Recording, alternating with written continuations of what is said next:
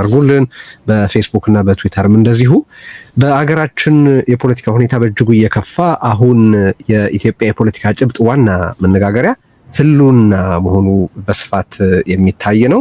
የህብረተሰብም ሆነ የግለሰብ የጋራና የተናጠል ህልውና ለከፋ አደጋ የተዳረገበት ወቅት መሆኑ በስፋት ይገለጣል።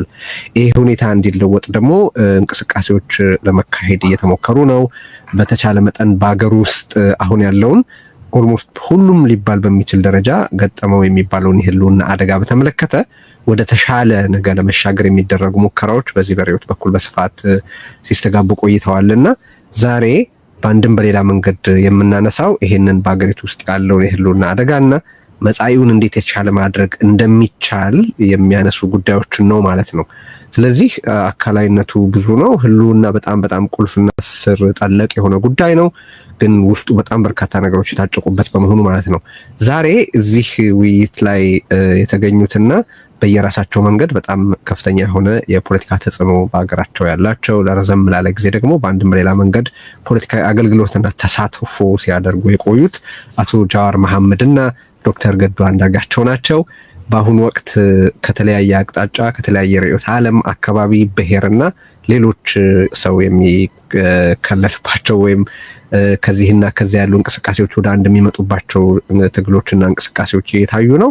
በዚህ መሰረት የወቅቱን ሁኔታ ትንተና በተመለከተ ነገ ልንሄድ የምናስብበትን ፍኖት በተመለከተ ሁሉ እናነሳለን። ከሁሉ አስቀድሞ ሁለታችሁም በዚህ በርዕዮት ይህንን ውይይት ለማካሄድ ስለተገኛችሁ እጅግ አድርጌ አመሰግናለሁ። ለተከታታዮቻችን ሰላምታ አቅርቡ። እንኳን መጣችሁ። በጣም ደስ ብሎኛል እዚህ ስለተገናኘን እንደዚህ ባለ መልኩ። ጃዋር ቀጥል። ቴዲ አንተም አድማጮችንም አመሰግናለሁ። እንኳን በዳግም ተገናኘን። ቴዎድሮስ እና ዜና እንኳን ደህና ቆያችሁን። የርዕዮት ተከታታዮችም እንዴት ሰነበታችሁ እንደምን አላችሁ ለማለት ፈልጋለሁ። አመሰግናለሁ። በጣም አመሰግናለሁ። እንግዲህ ሁለታችሁንም በተለያዩ ከዚህ ቀደም ርዕዮት ላይ አውርቻችኋለሁ፣ ግን ዛሬ በአንድ ላይ ስትገኙ ለመጀመሪያ ጊዜ ነው። እንደሚገባኝ ከሆነ በተለይ ከሀገር ከወጣችሁ በኋላ በአደባባይ በሚዲያ የተገናኛችሁበት ጊዜም ለመጀመሪያ ጊዜ ይመስለኛል እና ያንን ከተመለከተ አንድ ጥያቄ ልጀምር። ከሁሉ በፊት የእናንተ እዚሁ እንዲህ ባለ መልኩ መገኘት ስለ ፖለቲካው ምን እንደሚናገር ልጠይቃችሁ ፈልጌ ነው በሁለት መንገድ። አንድ በአሁኑ ወቅት እየተካሄደ ካለው እንቅስቃሴ አንጻር የእንዲህ መሰል ጥምረቶችንም ፋይዳ ለማየት ይረዳልና፣ ሁለተኛው ግን ዋናው በአገር ውስጥ ያለው ፖለቲካ ሁኔታስ ምን መምሰሉን ያሳያል። ለምሳሌ ጃዋር ከውጪ ሆነህ በሚዲያ እና በሌሎች መንገዶች ስትታገል ቆይተህ ወደ ሀገር በኋላ የታሰርክ እንዲሁም የተሰደድክ እንደሆነ ይታወቃል። ዶክተር ገዱም እንደዚሁ በመንግስትና በፓርቲ ውስጥ ለ10 ዓመታት ስታገለግል ከቆየህ በኋላ አሁን ተሰደሃል። በአደባባይም ቢሆን እንዲህ ባለ ሁኔታ መገናኘታችሁ ባለፉት ዓመታት ከውጭ የገባችሁትንም ከውስጥ የነበራችሁትንም የገፈተረ ፖለቲካዊ ሁኔታ ምን ሐሳብ ይጨርባችኋል ለማለት ፈልጌ ነው። አብይ ኢንዲስክሪሚኔት ኦፌንደር ብቻ ተብሎ የሚታለፍ ነው? ጃዋር ካንተ ልጀምር። ከታላቅ ብጀምር አይሻልም? ግድ የለም አንተ ከወጣቶቹ እሺ ከፈቀድክልኝ። ይሄን ወጣትነት ሁሉ ጊዜ እንድናነሳለት እየፈለገ ስለሆነ እሱ ስለዚህ ለሽበቷ ካሳ መሆኑ ነው።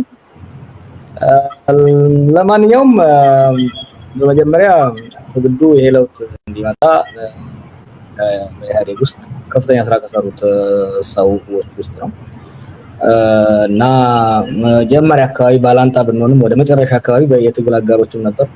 ከዛ በኋላ ሀገር ቤት ከገባው በኋላም እዛ ባበር ጋብዞኝ ሰፊ ውይይቶች እነዛ ውይይቶች ፍሬ ቢያፈሩ ኖሮ ዛሬ ሀገራችን የገባችበት ችግር ውስጥ ማትገባ ነበረች። ትዝ ይለኛል እዛ ሄደን በከዘዝ ጋር ነበረ ሰፊ ውይይት ንጉሱ ጥላሁን ነበረ ሰፊ ውይይት አድርገን የዛን ውይይት ሪፖርት ለናብይ አቅርቤ ነበር ስመለስ። እነዛ አይነት ውይይቶች ቢቀጥሉ ኖሮ እዚህ ችግር ውስጥ አንገባም ነበር። ተለጠየቀው እንግዲህ ከውጭ ስንታገል የነበር ነው፣ ከውስጥም ስንታገል የነበር ነው። ከፍተኛ ተስፋ ነበረን። ይህ ለውጥ ሀገራችንን ወደ ፍትሃዊ እኩልነት ያለበት ዲሞክራሲያዊ ስርዓት መከባበር ያለበት የተረጋጋ ሰላምና ልማት የሚኖርበት ሀገር ለማምጣት ተስፋ ነበረን ከውስጥም ከውጭ የምንታገለው የነበረው የዛ መጨናገፍ የዛ መጠለፍ እኛ እንደ ግለሰብ ብቻ ሳይሆን ሀገራችን እንደ ሀገር ያጣነበትና በጣም አሳዛኝና የሀገር ህልውና የህዝብ ህልውና አደጋ ላይ የጣለ ሁኔታ ውስጥ መኖራችን ተፋለስ ይመስለኛል እዚህ መገናኘታችን። ገዱም እዚሁ ላይ እንደ ሐሳብ እንድትሰጥ ነው። አሁን እንግዲህ አገር ውስጥ የሌሉት እናንተ እዚህ ስለተገኛችሁ እንደ ውክልና ያነሳሁት እንጂ በወቅቱ በፖለቲካ ውስጥ ይሳተፉ የነበሩት አቶ ለማም በአገር ቤት የሉም። በጊዜው በሌላ አንጻር ሆኖም ቢሆን በጊዜው በህይወት የነበሩት በርካታ ባለስልጣናት ከፊሎቹ በጦርነት ተገድለዋል፣ ሌሎቹ ከሀገር ተሰደዋል ወዘተና እንደዚህ ያለ የፖለቲካ ምድረ በዳ ላይ በዚህ በ7 ዓመት ውስጥ መደረሱ የሚፈጥርብህን ሐሳብ እንድታወራለን። በጣም አመሰግናለሁ ቴድሮስ። እንግዲህ አንተም እንዳነሳው ጀዋር እንዳለው ከጀዋር ጋር ያው እኔ በኢህአዴግነት እሱ በኢህአዴግ ተቃዋሚነት የተወሰነ ጊዜ አሳልፈናል። ኋላ ደግሞ ለውጥ በመጣበት ጊዜ ያለውት ዞሮ በኢትዮጵያ ውስጥ ትልቅ ችግር የሆነውን የዲሞክራሲ ስርዓት ግንባታውን ያደርጋል፣ ኢትዮጵያን ወደ ዲሞክራሲ ያሸጋግራል የሚል ተስፋ ነበረ። እኔ በበኩሌ ሌላውም የኢትዮጵያ ሕዝብ ኢንስፓየር የሆነበት ሁኔታ ከፍተኛ ፍላጎት ከፍተኛ ተስፋ ያሳደርንበት ሁኔታ ነበረ። በእውነቱ ለመናገር እንዲህ አይነት ፊት ኢህአዴግ የሚጎሉት ጉዳዮች እንደነበሩ ስላመን ነው ወደ ለውጥ የገባ ነው። ግን እንዲህ አይነት መስቀልቅል ያለ ሁኔታ ይመጣል ገምተን ማናውቅ ነበር፣ በተለይ በመጀመሪያዎቹ አካባቢ። ነገር ግን አሁን እኛንም ለስደት ሀገራችንንም ለህልውና አደጋና ህብረተሰባችንን ለስቃይ የዳረገ ሁኔታ ተፈጥሯል። እንግዲህ ዛሬ ጀዋርና እኔ ስንገናኝ እዚህ ዙሮ የኢትዮጵያ ጉዳይ ያገባኛል የሚል ሰው ማንኛውም ሰው አገር እንዲህ ባለ ፈተና ውስጥ በሚወድቅበት ጊዜ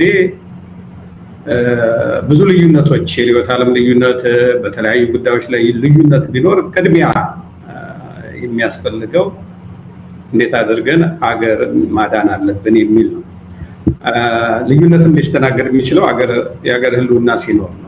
የአገር ህልውና ከሁሉም በላይ ነው፣ ከፖለቲካ ልዩነት በላይ ነው እና ጀዋርና እኔን የሚያገናኘን ይሄ ይመስለኛል። እና አንዳንድ ለሀገር እንደሚጨነቁ ግለሰቦች አስተያየት እንዳላቸው ግለሰቦች በኢትዮጵያ መድረክ ላይ ፖለቲካ መድረክ ላይ ተሳትፎ ማድረግ እንደሚፈልጉ ሰዎች መገናኘታችን ወቅቱ የግድ የሚለው ነው ብዬ ነው እኔ የማስበው። እሺ እንደው ባጭሩ ሁለታችሁ ማስተያየት ብትሰጡበት የምፈልገው አብይ ልዩ ሁኔታ ነው ወይስ የስርዓቱ ፕሮዳክት ማለት ባይ ፕሮዳክት ነው? ሪሊ ክርክር ስላለ ነው። አሁን አብይ እያረጋቸው ያላቸውን ነገሮች ማንኛውም አቨሬጅ የሆነ የፓርቲ አባል ወይ በአገሩ የነበረ አንድ እንደው ኢቶስ ቢሎ አቨሬጅ ሪዝነብል ፐርሰን የሚባል ሰው የሚያረጋቸው ናቸው? አብይ ልዩ ሁኔታ ነው ወይስ የስርዓቱ ባይ ፕሮዳክት ነው የሚል አንድ ጥያቄ አለኝ። ማለት መከላከል ሲቻል ነበር ወይ? በየፊናችሁ የተለያየ ነገር ስትሉ ሰምቼ አውቃለሁኝ። አቶ ገዱ አብይን በደም የሚጫወት አረመኔ መሆኑን የገለጥክበትን ጽሁፍ አስነበበህን ነበር።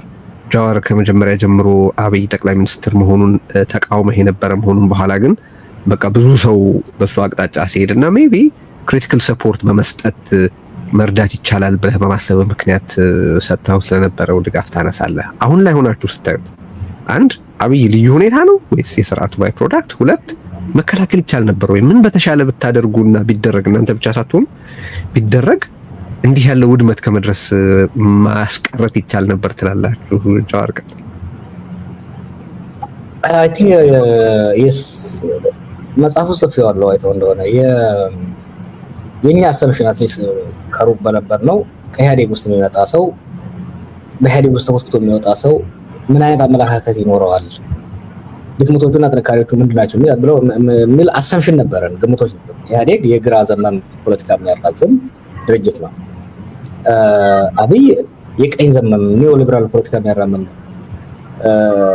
እንደዛ አይነት ሰው ከኢህአዴግ ውስጥ ይወጣል ብዬ ለመገመት ኖት ኢን ሚሊየን ይርስ በጣም ዩኒክ የሆነ አሁን ትልቆቹን እናውቃለን፣ ጁኒየሮቹን እናውቃለን። አጥናታቸዋል ከነመለስ ከነበረከት ከነበዱላ ከነገዱ ከነለማ ከሌሎቹም ከነደብረጽዮን ምንም እንኳን የተለያየ ልዩነት ቢኖራቸው አሁንም የነሱ የእውቀት ምንጭና የፖለቲካ ትንታኔ ምንጭ የግራው ፖለቲካ ነው እና አብይ ግን ኮምፕሊትሊ ኦፖዚት ነው። አንድ እሱ፣ ሁለተኛ የፐርሰናሊቲ ባው ሌላ ነገር ስታይ ዩኒክ ነውና መከልከል ይቻል ነበር። አይ ቲንክ እሱ ላይ ዶክተር ገዱ በስፋት ሄደበት አካባቢ ነበሩ፣ ሞክረናል። ግን እነሱም ከዛ ወዲህ እንግዲህ ከሌሎች በዛ ጊዜ ውሳኔ ከሰጡ የኢህአዴግ ሰዎች ጋር ብዙ ጊዜ ስንወያይ ይቻል ነበር፣ ግን ጊዜውን በጣም አጭር ነበር። ብዙ ሰዎች አሁን ትችት ሲያቀርቡ ፌር መሆን ያስፈልጋል። this whole thing transpired in less than a year እኮ 6 ወር ምናምን በሚሆን ጊዜ ውስጥ በጣም በፍጥነት ጊዜው የተላለፈው አዲስ መሆኑ በፖለቲካ ፊልድ ላይ ለረጅም ጊዜ በግንባር ቀደምነት አለመታወቁ እድል ሰጥቶታል። የማጭበርበር ችሎታው ደግሞ በዛ ላይ ፕላስ ነበረ። እንግዲህ እዚህ ላይ በወቅቱ የነበሩት ጨምሮ ይችላል። እሺ ገዱ እምልህ የአብይን ያመጣው የኢህአዴግ መዳከም ውጤት መሆኑ ላይ ምንም ጥርጥር የለኝም። ነገር ግን በአብይ በሚያደርገው ሁኔታና የኢህአዴግን ፖለቲካል ቫሊዩስ ወስደን በምንመለከትበት ጊዜ በእውነቱ ለመናገር ኢህአዴግ ውስጥ ለአንድ ዓመት ለሁለት ዓመት የቆየ ሰው በተለይ የኢህአዴግ ፕሮግራም ገብቶት ለአንድ ዓመት ለሁለት ዓመት የቆየ ሰው አብይን መሆን አሁን የሆነውን መሆን ይሆናል ብለህ መገመት እጅግ አስቸጋሪ። ኮምፕሊትሊ ከኢህአዴግ የፖለቲካ መንፈስ በተቃርኖ ምሳሌዎችን ማንሳት ይቻላል። ኢህአዴግ ህዝብን የሚመለከትበት አለ። ከህዝብ አኳያ ለምሳሌ ኤሊቱንና የገጠሩን ህዝብ በጠቅላላ የኢትዮጵያን ህዝብ የሚመለከትበት ሁኔታ አለ። ምንም አይነት ኮምፕሮማይዝ የማያደርግባቸው መስመሮች አሉ። ከዚያ አኳያ ህዝቡ ጋር የተያያዘ ከአርሶ አደሩ ጋር የተያያዘ ህዝብን በአግባቡ ካልተያዘ ከፍተኛ ቀውስ ውስጥ እገባለሁ ብሎ በተወሰነ ደረጃ የሚፈራ እና ያለችውንም አቅሙን ገጠሩን ለመጥቀም በተለይም ሰፊውን ህዝብ ለመጥቀም ነው። ኢትዮጵያ ውስጥ መቁጠር ከእንትን ካልክ ትምህርት ቤቶቹን ብትቆጥር፣ የጤና ተቋማቱን ብትቆጥር፣ መንገዱን፣ ውሃውን፣ የዩኒቨርሲቲዎቹን፣ ሌላውን ኢንፍራስትራክቸር ብትቆጥር የነበረችውን ሁሉ ገንዘብ ለለግዠሪ ወይም ደግሞ ኢቭን ከተማ ላይ ላለ እንትን እንኳን አይደለም፣ አብዛኛውን ገንዘቡን ወደ ገጠር ነው የሚያደርገው። ያ የሚመነጨው ምንድነው? ከህዝቡ ጋር ባለው አታችመንት ነው። ፕሮግራሙ ማህበራዊ መሰረቴ ነው ብሎ የሚያስበው ህዝቡ ነው። በሌላ መልኩ እንደገና ደግሞ የህዝብን እንቅስቃሴ ኢህአዴግ የሚመለከትበት ሁኔታ አለ። በተወሰነ ደረጃ ለምሳሌ በተለይ ኋላ ኢኮኖሚ እድገት እየመጣ ከ97 ምርጫ በኋላ ሞር ጎልቶ የወጣው ዲማንዲንግ ህብረተሰብ መፍጠር አለብን የሚል ነው። ይሄ የሚያዋክባል አይደል? ይሄን ልማት አምጡ፣ ይሄንን እንትና፣ ይሄ መልካም አስተዳደር ችግር አምጡ ብሎ መንግስቱን ወጥሮ የሚይዝ ህብረተሰብ ያ በሚሆንበት ጊዜ እኛ እንዳንበላሽ ያደርገናል። ተቃዋሚ ፓርቲ በጣም ጠንካራ ስለሌለ ብዙ የፖሊሲ ሀሳቦች እየመጡ ክርክር እየተደረገ እንደዛ አይነት ሁኔታ ፓርቲዎች እየተቀያየሩ ስልጣን የሚይዙበት ሁኔታ ስለሌለ ዞሮ ልጓም የሚሆነው ሰፊው ህዝብ ነው የሚል አስተሳሰብ ነው። አሁን እነዚህን ሁለቱም ብቻ ወስደህ በምትመለከትበት ጊዜ አብይ የሰፊውን ህዝብ አቅም እንደ አቅም አይመለከትም። ለህብረተሰቡ በተለያየ ጊዜ የሚናገራቸው ሁኔታ ስታይ ያው እንኳን አይደለም በኢህአዴግ ደረጃ የቆየ ሰው ማንም ፖለቲካ ውስጥ እና የፖለቲካ ስልጣን ይዤ እቆያለሁ የሚል ኃይል ለህብረተሰብ በዛ ደረጃ ዝቅ አድርጎ የሚመለከት ሁኔታ የለም። በሌላ የሪሶርስ ብክነቱን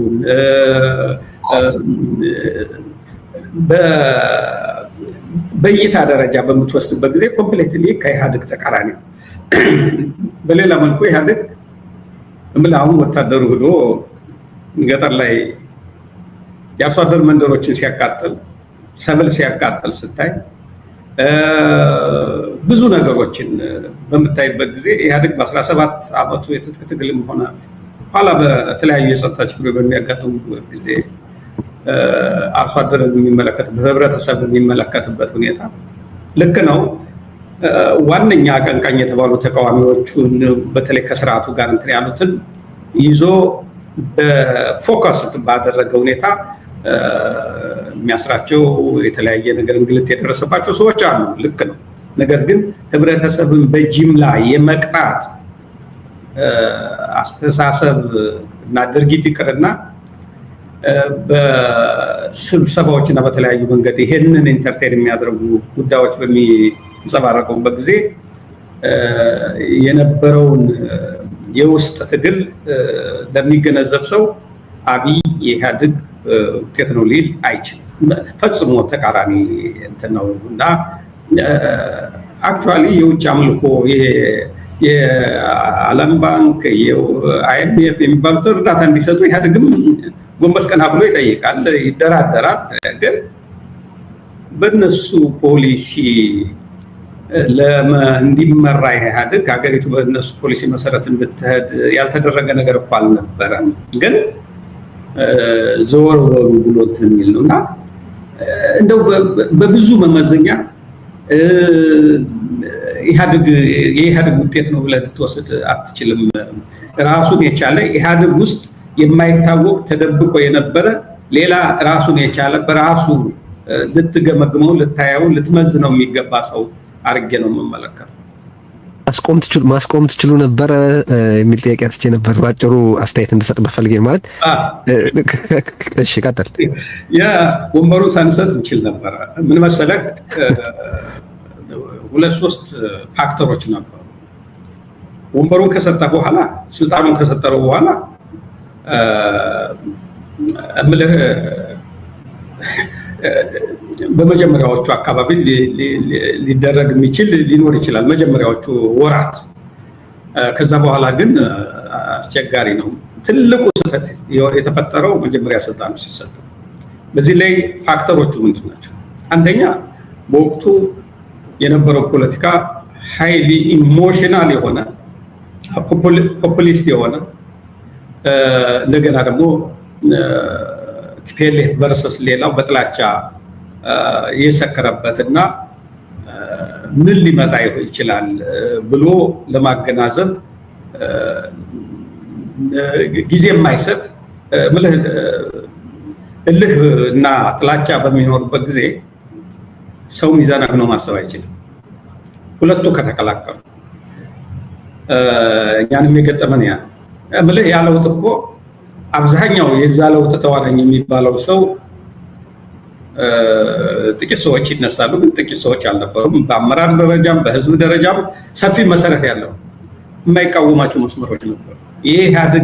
ኢህአዴግ እንዲሻሻል በተለይም ደግሞ ኢህአዴግ ከዲሞክራሲ ጋር የተያያዘ ያለበትን ድክመትና እንደዚህም ደግሞ በኢትዮጵያዊነትና በዚህ በብሔሮች መካከል ያለው በተለይ ኤትኒሲቲን ለሞቢላይዜሽን ለፖለቲካል ሞቢላይዜሽን የመጠቀሙ ሁኔታ እየተዳከመ መሄድ ሲገባው እየጨመረ እየገነነ በተለይም አንዳንድ ጊዜ የማፈኛ መሳሪያ ሆኖ እያገለገለ ሲመጣ እንዲህ አይነቶቹ መቀየር ያለባቸው ነገሮች ሁኔታዎች ነበሩ እና ከዛ ጋር ተያይዞ በህዝብ ላይ በዚህ ተረጋግቶ በአገሩ በነፃነት እንዳይንቀሳቀስ የመፈናቀል የተለያዩ ነገሮች ተፈጥረዋል። ስለዚህ ለውጥ ያስፈልግ ነበረ በእውነቱ። ያ ለውጥ ግን ኢህአዴግን በማሻሻል አድርጎ የኢህአዴግ መቀየር ያለባቸው ፖሊሲዎች እና በተለይም ደግሞ ፖሊሲዎቹ የሚመነጩባቸው ህገ መንግስቱን ጭምር የሚነሳበት የፖለቲካዊ ሁኔታ እሳቤዎች ሼፕ መደረግ የነበራቸው መስተካከል የነበረባቸው ነገሮች ነበሩ። ከዛ በተረፈ ፎከሱ ድሃን ማጥፋት እንጂ ድህነትን ማጥፋት አይደለም። ፈንዳሜንታል ልዩነቱ ደሃን ማጥፋት። አንድ ቪዲዮ አለ ሌላ ጊዜ በድጋሚ ማሳየት አስፈላጊ ነው። ሚኒስትሮችን ሰብስቦ በባስ አዲስ አበባ ውስጥ ነበር አምና ነው መሰለኝ እና እዛ ውስጥ አንድ ሾው ይሁን ሳያስበው የተናገረው ነገር አለ። ይሄ ሰው ከኤርፖርት ሲመጣ ይሄ ቆሻሻ ምናምን ሳያይ ቀጥታ ቤተ መንግስት እንዲደርስ ብሎ የሚናገረው ነገር አለ። that is really ይሄ ደሃን የመደበቅ ደሃን የመሸፈን ኮሪደር የሚባለው ነገር ብታይ አሁን ሀብታሙና አፍሉዌንት የሆነው ማህበረሰብ ከውጭ የሚመጣው ቱሪስቱ ድህነትን እንዳያይ ደሃን እንዳይታይ የትራዲሽናል ሌፍት ዊንግ ፖለቲካል ዲስኮርስ ደግሞ ድህነት እንዲቀንስ ድህነት ቅነሳ ፕሮግራም አይደለም የሚባሉት አሁን ያጠፋቸውን ፕሮግራሞች የሴትኔት ፕሮግራም ምናምን የምንላቸው ነገሮች በሙሉ ያጠፋቸውን ነገሮች ስታይ ያጠፋቸው ፕሮጀክቶች ዳውን ለምሳሌ ያዩ ማዳበሪያ ፋብሪካን አጥፎ ሪዞርቶችን ነው የገነባው እና ይሄ ነው ትንሽ ወደ ቀኝ ዘመም ግን አንተ you are right well ቶታት የሆነ አይዲዮሎጂ ግን የለውም። ትንሽ ለማለት እዚህ ላይ እሺ አብይ ስልጣን ላይ እንደመጣ የመጣቸውን ፕሮጀክቶች ዝም ብለህ ብትወስድ እኔ አማራ ክልል ውስጥ አብይ ወደ ስልጣን ሲመጣ 30-40 የመንገድ ፕሮጀክቶች ከሞላ ጎደል ወደ 200 ቢሊዮን አካባቢ ብር ሊያወጡ የሚችሉ በጂቲፒ1 እና በጂቲፒ2 ታገደው ግንባታቸው የተጀመረ አንዳንዶቹ ጨረታቸው አልቋል። እነዚህ አይነት እንትኖች ነበሩ። ከሞላ ጎደል ሁሉም አልቋል። እንደ አማራ ክልል ስለማውቀው በገጠር የጤና ተቋማት ትልቁ ትኩረት መከላከልን ማዕከል ያደረገ ነው። አሁን ወባ ከሞላ ጎደል በወረርሽኝ መልክ ኢትዮጵያ ውስጥ ህዝብን የሚገል የነበረ በተለይ ከክረምቱ ጀምሮ እስከ ጥቅምት ዳር ድረስ አብዛኛውን አርሶ አደር በተለይ የገጠሩ ህዝብ ከስራ የሚያስተጓጉልበት ወቅት ነው። ያ በመከላከል ከሞላ ጎደል ወረርሽኝ ሆኖ መነሳቱ አቁሞ ነበር ማለት ይቻላል። ገጠር ላይ ከኢትዮጵያ እናቶች ወላድ እናቶች ውስጥ በወሊድ ምክንያት የሚሞቱት በአፍሪካ ደረጃም በጣም ሲግኒፊካንት ነው፣ በጣም ትልቅ ነው። ይህንን ለመቀነስ በአንድ ወረዳ ከሞላ ጎደል ኦን አቨሬጅ ልበለው ከ4 እስከ 5 አንዳንድ ቦታ 6ም 7ም አምቡላንሶች ነበሩ። the whole purpose በገጠር ያሉ እናቶች የከተሞቹ አክሰስ አላቸው፣ የገጠሩ ለጤና ሩቅ ናቸው። ወደ ጤና ጣቢያዎች መሄድ የሚወስደውን ጊዜ ለማሳጠር አምቡላንሶች በየገጠሩ ተሰማርተው ከእነዚህ መንገዱም ቆሟል። አምቡላንሶቹ ለወታደር ቁስለኛ ማመላለሻ ሆነዋል። አሁን ገጠር ውስጥ ገብቶ ይሄ ጤና መከላከል የሚባል ከሞላ ጎደል ለስሙ መነሳቱ ቀርቷል። ትምህርት ቤት ተጨማሪ ትምህርት ቤት እንትን አይልም። እኔ አማራ ክልል ርዕሰ መስተዳድር ሆኜ በነበረበት ጊዜ 6 ሚሊዮን ተማሪዎች በአንደኛ ደረጃም በሁለተኛ ደረጃም በኮሌጆች የሚማሩ ነው። አሁን የህዝብ ቁጥሩ በየዓመቱ እየጨመረ ነው የሚሄደው። አሁን ወደ 2.5 አካባቢ ነው። ከ3 ሚሊዮን በታች ነው እየተማረ ያለው። ኢማጂን ምን ያህል እንትኑን ሲግኒፊካንት የሆነ የሶሳይቲውን እየገደለው እንደሆነ አገሩ እንጂ ይሄ በኦሮሚያም ነው በትግራይ የባሰ ሁኔታ እንዳለ ነው። ያው በጦርነቱ ምክንያት በተለያየ ሀገሪቱ አካባቢ ይሄ ነው። እንደ እንትን ዩኒቨርሲቲ በ15 ዓመት አካባቢ ይመስለኛል ዩኒቨርሲቲዎች ወደ 40 ምናምን እንዲያድጉ የተደረገው በመልህ ሂውጅ ገንዘብ ነው የሚፈጅ። አንድ ዩኒቨርሲቲ ማልገነባ በኔ ዘመን ብሎ ያለውን ቃሉን ጠብቆ ነው እንትን ያለ። አሁን አዲስ አለመጨመሩ ብቻ አይደለም፣ ዩኒቨርሲቲ ውስጥ ገብቶ የሚማረው ተማሪ ከሞላ ጎደል የኢትዮጵያ አርሶ አደር ልጆች ወደ ዩኒቨርሲቲ መግባት ችለው ነበር። እድሉ ተከፍቶላቸው የከተማ ብቻ አይደለም የገጠሩ አሁን ወደ ዩኒቨርሲቲዎች ከሞላ ጎደል ባዶ ናቸው ወይም ለሌላ አገልግሎት እየዋሉ ነው ማለት ነው። ጥቂት ተማሪ ይዘው ነው። ለምን ይሄ እንደ ብሌሲንግም ተወሰደ። በጀት ቀነሳ፣ ለዩኒቨርሲቲዎች የሚመደበው በጀት ቀንሶ ለምን ዋለ? ለጎዳና እንትን ለከተማ ትኩረት ሰጥቷል ወይ ብለህ ከወሰድክ ከተማ ላይ አዲስ አበባን አሁን ወስደን እስኪ ኢህአዴግ በኋላ አብይ ከመጣ በኋላ ስንት መንገዶች ናቸው አስፋልት መንገዶች ማለት በጣም የትራፊክ መጨናነቅ ያለበት ከተማ ነው አዲስ አበባ። ስንት አስፋልት መንገዶች ተጨመሩ ብትል 2 ወይ 3 ልታገኝ ትችላለህ። ቁመዋል ማለት ነው። ይሄ የስራ ዕድል ቢፈጥር ከተሞቹን የሚያሳምር የኮብልስቶን እንትን ነበረ በጠቅላላ በሀገሪቱ እንደ እንትን የተወሰደ በጣም ከተሞችን የሚያሳምር ማለት ነው። ከሞላ ጎደል ቁሟል። በጥቃት ቀጥተኛ ጥቃት የደረሰበት ኮንዶሚኒየም ነው። ኮንዶሚኒየም ለአብዛኛው ዝቅተኛ ነዋሪ እና ለከተማው ነዋሪ ህዝብ እጅግ ጠቃሚ የሆነ እንትን ነው ፕሮጀክት ነው። ይሄ ፕሮግራም ጥቃት ከደረሰባቸው ናቸው እና እኒህን ወስደህ ህዝብን ማዕከል ያደረገ ለህዝብ የሚሰራ ነገር የለም። አሁን በጣም ሊበራል አድርጌ እንዳልመለከተው ሊበራላይዝድ የሆነው ነገር ምንድን ነው ብለህ ከወሰድከው እነዚህ ገንዘብ አገኝባቸው ያላቸውና ዝና አገኝባቸው ያላቸውን ነገሮች ቴሌን ሲሸጥ ቴሌ ሰርቪሱ ኤፊሽንት ሆኖ ለሀገር አገልግሎቱ እንዲሰጥ አይደለም ሊበራላይዝድ የተደረገው ማለት የተሸጠ ገንዘቡ ለጦርነት ይፈለግ ስለነበረ አሁን ባንኮችም እየተፈለጉ ሌሎችም እንትኖች እነዚህ ለሚያካሄደው ለሾርት ሳይትድ ለሆኑ ፕሮጀክቶቹ ማስፈጸሚያ የሚሆን ነገር ለማግኘት ካልሆነ በስተቀር ሊበራል የሊበራሊዝም እኮ አንዱ ቁልፉ መመዘኛ ህግ ነው አይደል? ሎ ኤንድ ኦርደር። ኢትዮጵያ ውስጥ እኮ ዋነኛው ህግ ጣሽ መንግስት ነው እና እኒህን ወስደን ስታየው ከሊበራል ከሳቤ አንፃር ስፍራ አይኖረውም። ከዛ አንፃር ቦታ የለውም። አጓጉል መንግስት ያለን አጓጉል አስተሳሰቡ ቅዠት እኮ ነው። አንድ የሆነ ነገር አቋም አምነህበት ዛሬም ተናግረው ነገ የምታድርለት የምትውልበት የምታስቀጥለው ሐሳብ ቢኖር ወስደህ ከአንደኛው ጋር ካራክተራይዝ ልታደርገው ትችል ነበር። አሁን እኮ ያብይ እንትን ካታጎራይዝ ለማድረግ አስቸጋሪ እና የሚሻለው አንድ በኢትዮጵያ የታሪክ የፖለቲካ ሂስትሪ ውስጥ አንድ በድንገት ብቅ ብሎ አገር እንትን መስምሶ ያወጣ ሰው አድርገህ ካልሆነ በስተቀር ከየትኛውም የፖለቲካ አስተላለፍ ልትወስደው አትችልም። ኦፍ ኮርስ ይሄንን የፈጠረው የፖለቲካ መድረክ ለዚህ የተመቸ ሁኔታ የፈጠረው ዞሮ ዞሮ የሀገራችን ፖለቲካል ኢኮኖሚ ያለበት ውስንነት ነው ማለት ይቻላል። ጃዋርም ስታነሳ ሰምቻለሁ በአንድ ወቅት ከተማን እኮ እያሳደገ ነው እንደዚህ ሲል ከተማ ማሳደግ ከላይ የሚብለጥልጥ ነገር ማድረግ አይደለም።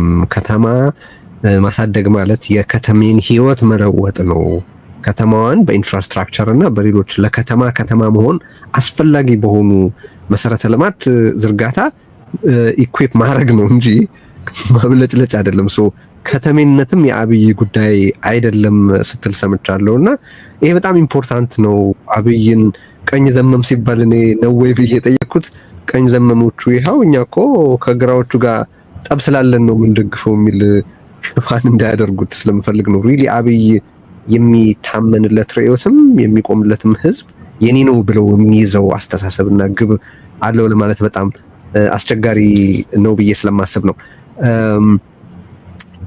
ባጭሩ አሁንም ግድቡን በተመለከተ ሰሞኑን እየተወራ ነውና እሱን በተመለከተ አንስተን ወደ ትግልና ወደ ድህረ አብይ ጉዳዮች እንሄዳለን። ወደ ህልውና ትግሉ አቅጣጫ አሁን ያለው መሰባሰብ እንዴት በምን ምዕራፍ እንዲያልፍ እንደሚጠበቅ አሁን ያለበትን የተቃውሞ የህልውና ትግል ደረጃንም እንደዚሁ እንድታነሱ ፈልጋለሁ። ግን ሰሞነኛ አጀንዳ የግድቡ መጠናቀቅ መሆኑን ታውቃላችሁና አብይ ይህንን ፕሮጀክት አውራው ተዋናይ ራሱ እንደሆነ አድርጎ ሌሎቹን ለማኮሰስ ሲጠቀምበት እንመለከታለን እና ዶክተር ገዱ እንግዲህ አንተ የረዥም ጊዜ ኢህአዴግ ከፍተኛ አመራር እንደነበርክ ሰው ከዚያም በኋላ በግድቡ ጉዳዮች በተደጋጋሚ በውጭ ጉዳይ የዲፕሎማሲ እና ሎቢንግ ጭምር እንደተሳተፈ ሰው ይህንን የአብይ ሌጋሲ ሽሚያ እንዴት እያየኸው ነው? አንድ ነገር ሳትልበት መሄድህ ትክክል አይደለም ብዬ ስላሰብኩ ነው።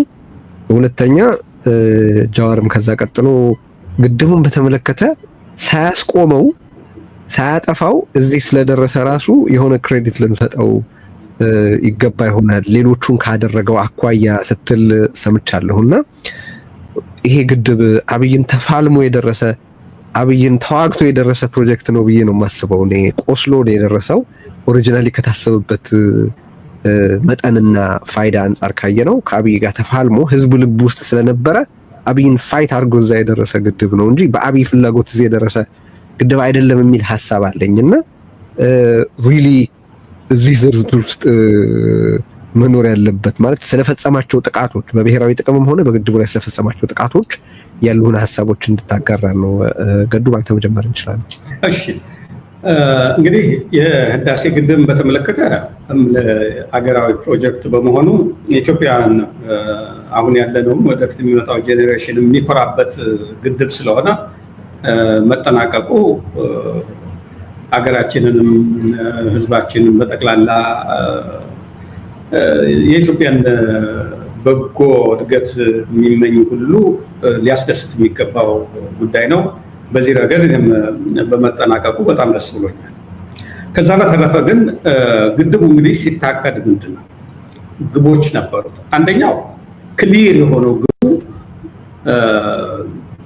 ኢትዮጵያ ብዙ የውሃ ሀብት አላት፣ ከውሃ ሀብቷ ትጠቀም በእውቀትም በገንዘብ እጥረትም እና በሌላ በውጭ ባለ ጫናም በዋናነት ግን በውስጣዊ ሁኔታው ምክንያት ሳትጠቀም ትኖራለች። ይሄን አሁን የውሃ ሀብቷ የዛ ወቅት ጠላት ተደርጎ የተፈረጀው ድህነት ስለነበረ ከድህነት መውጫ አንድ ቁልፍ መሳሪያ ተደርጎ ነው ግድቡ የታቀደው።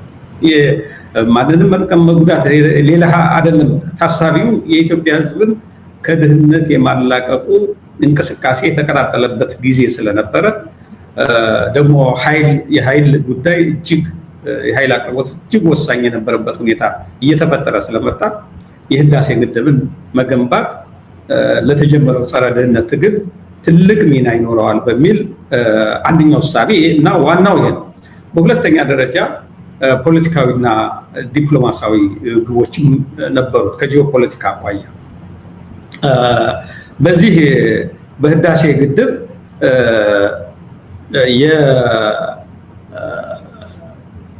በመገንባቱ ምክንያት ኢትዮጵያ ከፍተኛ የውሃ አቅራቢ ሀገር ናት። ውሃው የሚመነጨው ከኢትዮጵያ ነው። ለናይል ጠቅላላ 86% የምታቀርብ ሀገር ናት። ነገር ግን ፖለቲካሊ ይሄ ውሃ በቅኝ ግዛት ጊዜ ዘመን ሱዳንና ግብጽ በተለይ ከቅኝ ገዢዎቻቸው ጋር በነበራቸው የተወሰነ ሌሎቹን ያገለለ ስምምነት ነበረ። ይሄ ግድብ ያን ኢትዮጵያ በተፈጥሮ ሀብቷ የመጠቀም መብቷን አሰርት ያደረገ ዲፕሎማሲያዊም ጂኦፖለቲካዊ ትርጉምም የነበረው ትልቅ ፕሮጀክት ነው። በሶስተኛ ደረጃ ይሄ የህዳሴ ግድብ ግንባታ የኢትዮጵያን ተጠቃሚነት ብቻ አጉልቶ የሚያወጣና የኢትዮጵያን መብት ለማስመር ብቻ ሳይሆን በጠቅላላ የናይል ተፋሰስ ሀገሮችን ሰክሰስፉሊ ኢትዮጵያ ሞቢላይዝ ያደረገችበት ግድብ ነው ማለት ነው እና እንደማይመለከታቸው የራሳቸው የተፈጥሮ ሀብት ሆኖ እያለ ግን ያንን ለመጠቀም ሌላ ፈቃድ የሚጠይቁ መስሎ እስከዛ የሚሰማቸው የነበሩ ሀገሮች ሁሉ በተፈጥሮ ሀብታቸው የመጠቀም መብት እንዳላቸው ግንዛቤ ያሳደገ ትብብርም የፈጠረ ነው። ይሄ ሴፍ የሚባል የተፋሰሱን ሀገሮች የሚያስተሳስር አንድ የጋራ ፍሬምወርክ አግሪመንት ተፈርሟል እና በጠቅላላ ኢትዮጵያን በአባይ በኩል አድርጎ ተጽዕኖ ለማሳረፍ የሚደረገው እንቅስቃሴ ረጅም ዘመናትን ያስቆጠረው እንቅስቃሴ መሰበር ያለበት ኢፍትሃዊ የሆነ በዓለም አቀፍ ግንኙነት ኢፍትሃዊ የሆነ ሁኔታ የፈጠረ ስለሆነ መሰበር አለበት የሚል ምንት ስለነበረ እነዚህም ሁሉ መልክ ያሳዘ ፕሮጀክት ነው። እንግዲህ ይሄ ትልቅ እሳቤ ሐሳቡ ትልቅ ነው። ቁርጠኝነትን ይፈልጋል፣ ዕውቀትን ይፈልጋል፣ ብልሃትን ይፈልጋል። ሌሎችን የማስተባበርና በብልሃት ነገሩን ሳያጫጩ መያዝም ይፈልጋል። ከዚያ አኳያ የጠቅላላ የኢህአዴግ አመራር የወሰደው እርምጃ በእውነቱ ታሪካዊ የሆነ ስራ ነው ማለት ይቻላል። ከዛ በላይ ደግሞ መለስ ዜናዊ እንዳንድ መሪ ብለህ ዕውቀቱን አርበኝነቱን ለሀገር ለልማት ለኢትዮጵያን ትልቅ ሀገር የማድረግ ህልሙን በተግባር ያረጋገጠበት ትልቅ ፕሮጀክት ነው። ይህም ፕሮጀክት ደግሞ የኢህአዴግ ወየመለስ ወየሆኑ አካላት አድርጎ ሳይሆን የተቀረጸው የመላው ኢትዮጵያ ህዝብ አድርጎ ዳር እስከ ዳር ኢትዮጵያውያንን ያነሳሳ። በእውነቱ ለመናገር እንትኑ ሲጀመር በወቅቱ የተናገረው ንግግር ግንበኞቹም እኛ፣ የገንዘቡ ምንጭም እኛ፣ የመሐንዲሶቹም እኛ የሚለው እንትን እና ለኢትዮጵያ ህዝብ ነው ኮሊንግ ያጠር እንትን ያለው እና ያ ህዝብ ዳር እስከ ዳር ዲያስፖራ እንኳን ሆስታይል የነበረው ለኢህአዴግ ተቃዋሚ የነበረው በዚህ አጀንዳ ዙሪያ በከፍተኛ ሁኔታ ሞቢላይዝ የሆነበት ሁኔታ እና ህዳሴ ግድብ እንዳንድ ፕሮጀክት ብቻ ሳይሆን እንዳንድ ኢትዮጵያውያንን ከሚያግባቡ በጋራ ሞቢላይዝድ ከሆኑባቸው ጥቂት ጉዳዮች ምናልባትም እንደ አድዋ ይሄ የሀገርን ነፃነት በማስከበር የመሳሰሉት ድሎች ጋር አብረ ልታየው የምትችል እንዳለ መታደል ሆኖ አሁን እኔም ሰማኋቸው ሲናገሩ በአንድ በኩል አሳዘኑኝ፣ ጠቅላይ ሚኒስትሩ አሳዘኑኝ።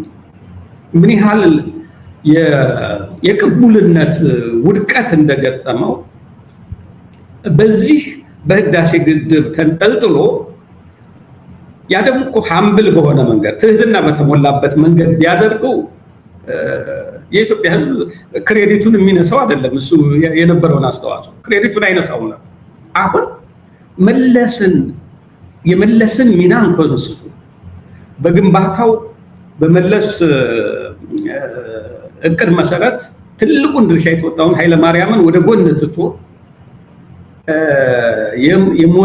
የሞተ ግድብ እንዳስነሳ አድርጎ ለማቅረብ የተሞከረበትን ትልቅ አይደለም። በእውነቱ ለመናገር እንደው የፖለቲካችንንም ከአንዱ ላይ ሌላ እየጨመርክ መሄድ ሳይሆን የኋለኛ የቀደመውን እያፈረስክ ኋላ የራስህን ብቻ ለማኖር የሚደረገው እንትን በድምሩ ስታየው ታሪክ አልባ የሚያደርገንን እንቅስቃሴ የዛ መንፈስ ነው ተጠናውቶ እንትን ያደረገውና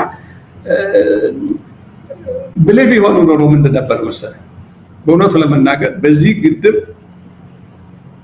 የመለስ ዜናዊ የዲፕሎማቲክ ችሎታ፣ ቁርጠኝነት፣ አርቆ አሳቢነት እና ጀግንነት በእውነቱ ለመናገር ድፍረት ያንን ማዕከል አጉልተው ከዛ ቢጠጉ የተወሰነ ክሬዲት ያገኙ ነበር። አሁን ግን ኦልሬዲ እኮ ይህንን ግድብ የመለስም ሳይሆን የመላው ኢትዮጵያውያን የጋራ ፕሮጀክት ተደርጎ ከሰው አእምሮ ውስጥ ከእያንዳንዱ ኢትዮጵያዊ አእምሮ ውስጥ እንዲገባ ተደርጎ ኢትዮጵያውያን ከምንም በላይ የሚንከባከቡት፣ የሚጠይቁት፣ የሚመለከቱት የጋራ ፕሮጀክታቸው ነው። የህዳሴ ፕሮጀክት የተባለበትም በዛ ምክንያት ነው እና ይሄንን ከህዝብ ነጥላ አሁን እናንተ እኮ ብዙ ያዋጣችሁ እንዳይመስላችሁ ትንሽና ከዚህ ግባ የምትባል አይደለችም።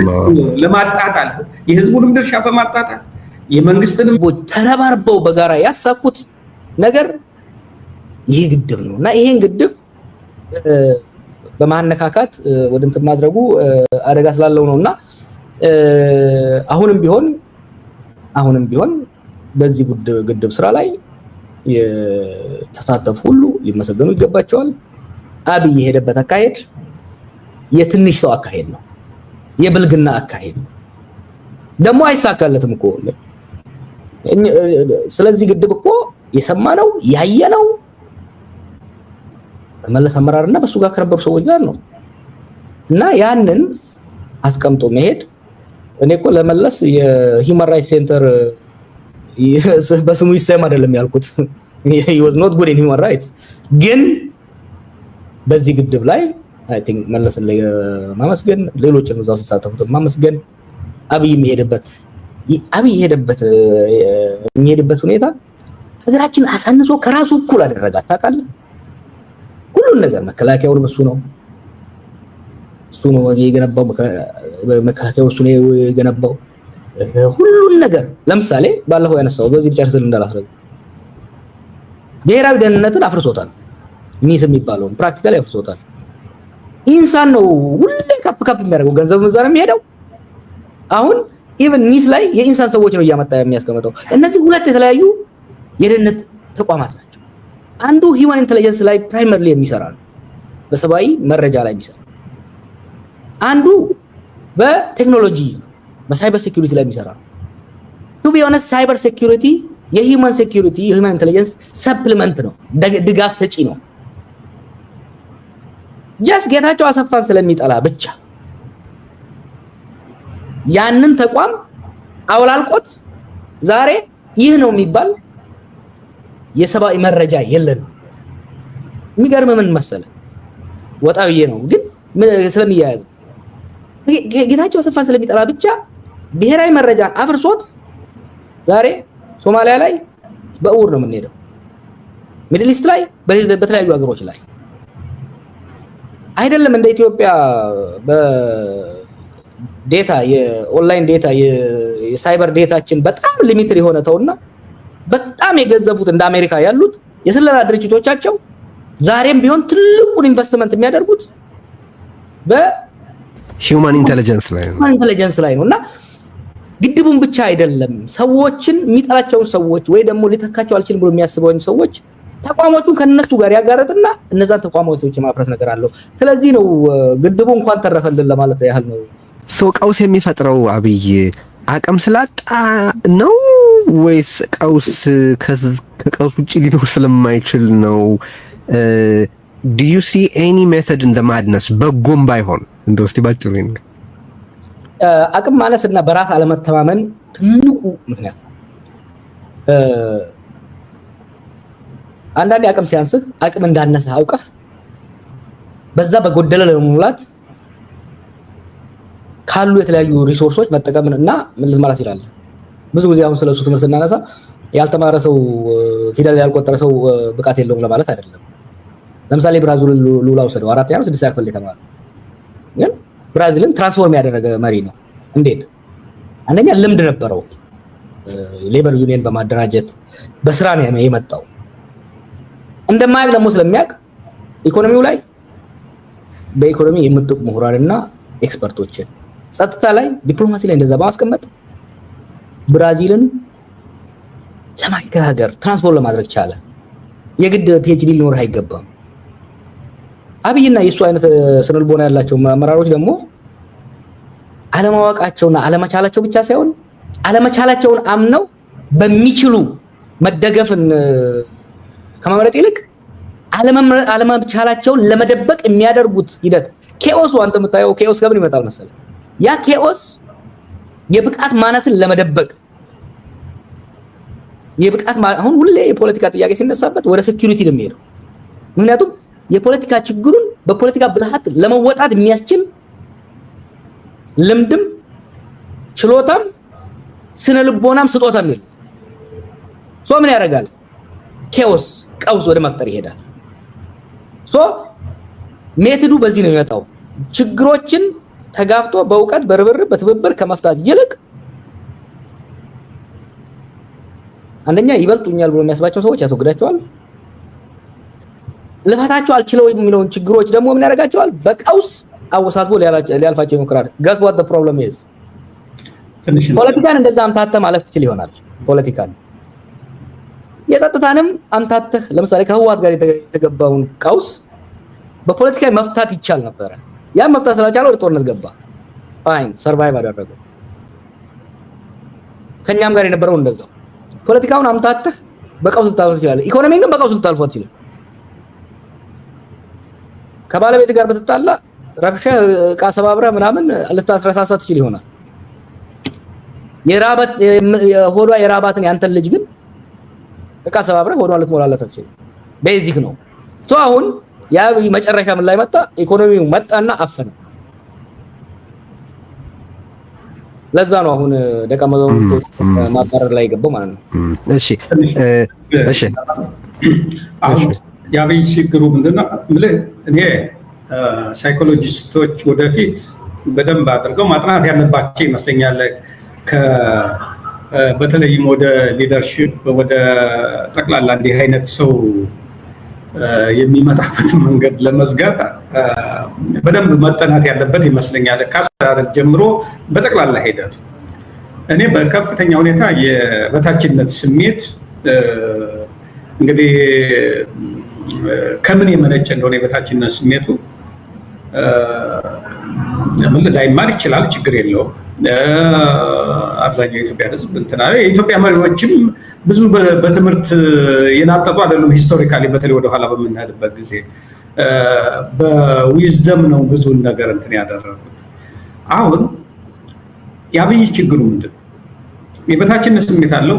ጀዋር እንዳለው የበታችነቱን ለመደበቅ አላዋቂነት ይሰማዋል። አላዋቂነቱን ለመደበቅ ደግሞ በዛ ባላዋቂነቱ የበታችነት ይሰማዋል። ያንን ለመደበቅ ደግሞ እንደ ሜትድ የወሰደው ዲሴፕሽንን ነው፣ ማታለል። በፖለቲካው ስትወስደው በዲፕሎማሲው እኮ በምትመለከትበት ጊዜ አብዛኛው ዲሴፕሽን ነው። ዛሬ ያለውን ነገ የማይደግም ለጊዜው በዛች በወቅቷ ላይ ባለች ለማታለል ይሞክራል። እንግዲህ አንዱ ትልቁ ችግር አብይ በዚህ በማታለሉ ሪዋርድስ አግኝቷል። የኢትዮጵያን ጠቅላይ ሚኒስትርነት በለውጡም ብዙ ያን ያህል የጎላ ሚና ብዙ ሳይኖረው እዛ ኦሮሚያ ውስጥ በተፈጠረ በሄደበት መንገድ የኢትዮጵያ የአንድ ትልቅ ሀገር ጠቅላይ ሚኒስትር መሆን ችሏል። ያለ ችሎታው ያለ ብቃቱ በብዙ ነገሮች ያንን ጠቅላይ ሚኒስትር መሆኑ ብቻ ሳይሆን በወቅቱ በነበረው ንግግሩ በምኑ ብዙውን ህዝብ ከጎኑ ማሰለፍ ችሎ ነበር። ይሄም ሪዋርድ ነው፣ አሉታዊ ሪዋርድ ለሱ የፈጠረለት በበጎ ወስዶ ሊማርበት ሳይሆን ከዛም አልፎ ኢንተርናሽናል ኮሚኒቲውን በዓለም አቀፍ እንግዲህ እነዛ የኖቤል ፕራይስ የሰጡት ሰዎች ምን ያህል እንደሚያፍሩ አላውቅም። በዚህ ወቅት እስከዛ ሽልማት ደረጃ የሰላም ኖቤል ተሸላሚ የሆነ ሰው ነው እና በማታለል በማጭበርበር በትልቅ ደረጃ መድረስ ይቻላል ብሎ የሚያስብ ሰው አሁን የግድቡንም እየሞካከረ ያለው እግረ መንገዱን ለምንድን ነው ያላለው ያልከው? አብይ የህዝብ ድጋፍ ሆይ ሆይ በሚባልበት ጊዜ መላው ኢትዮጵያውያን እንደ ራሱ እንዳይን ብሌኑ የሚመለከተውን ፕሮጀክት ጋር መጋፈት ይፈልጋል መሰለኝ። ትልቁ ህዝቡ አለ፣ ሙያተኞቹ ግድቡ ራሱን በራሱ እንዲጠብቅ ሆኖ ዲዛይን የተደረገ ነው። እንደው በፖለቲካ መስክ ዲዛይን የተደረገበትና ወደ ህብረተሰቡ አምሮ የገባበት መንገድ ለምክንያት የማይበቃ ነው። ምክንያት ልትፈልግለት ግብጾች እኮ በቴክኒካል ጥንካሬው በቴክኒካል ጥራቱ ላይ ተመስርተው በዓለም አቀፍ ደረጃ ለማሳዳት ሞክረው ነበር። ሙዛና የተባሉት የራሳቸው ኤክስፐርቶች የሚምጡ ተብሎ የፈረንሳይ ኤክስፐርቶች የሚመሩት እኮ ዓለም አቀፍ ፓናል ተቋቁሞ ተፈትሾ በቴክኒክ ከዲዛይኑ ጀምሮ የፋውንዴሽኑ አሰራሩ የተዋጣለት ነው አለ። ወርልድ ክላስ ተብሎ የተባለ ፕሮጀክት ነው እና ኢትዮጵያውያን ከልክ በላይ ዲያስፖራ ሆስታይል ነበር በዛ ወቅት በኢህአዴግ ደረጃ ከኢህአዴግ ጋር ዲያስፖራ ሆስታይል ነው። ዲያስፖራ እኮ በሙሉ የደገፈው ነው።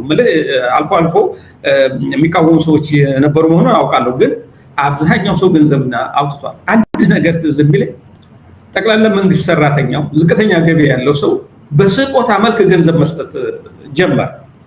ሄደና የተወሰነ ደረጃ ሲደርስ ሀብታሞቹ የተሻለ ገንዘብ ያላቸውና ባንኮቹ ደግሞ በቦንድ ገዝተው ቦንዱ ወለድ እንዲታሰብለት ተደረገ።